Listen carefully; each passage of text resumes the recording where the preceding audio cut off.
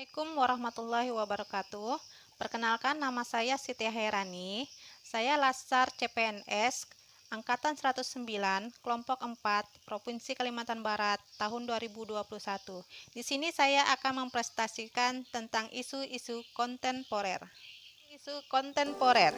Isu-isu global kontemporer merupakan isu yang lahir sebagai bentuk baru ancaman keamanan yang mengalami transformasi sejak berakhirnya Perang Dunia menjadi suatu agenda global baru.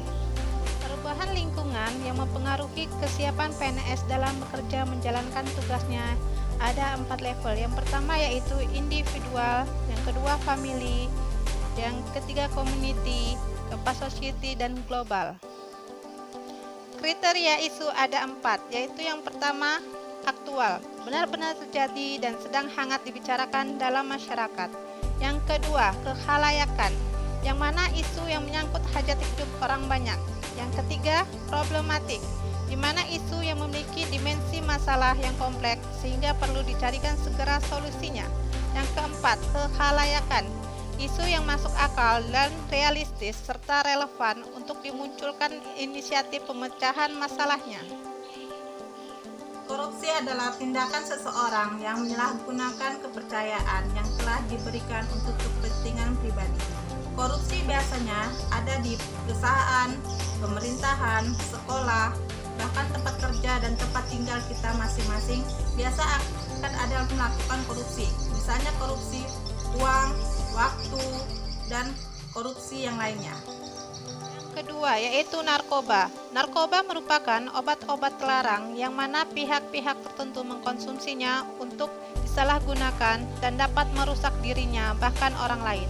Ingat, jangan pernah sekali-sekali coba menggunakan narkoba. Yang ketiga, yaitu terorisme.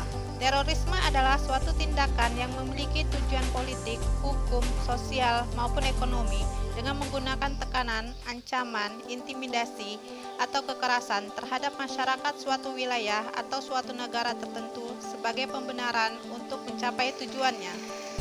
Keempat, yaitu money laundering atau pencucian uang, yang mana suatu perbuatan kejahatan yang melibatkan upaya untuk menyembunyikan atau menyamarkan asal-usul uang atau harta kekayaan dari hasil tindak pidana atau kejahatan, sehingga harta kekayaan tersebut seolah-olah berasal dari aktivitas yang sah atau yang halal.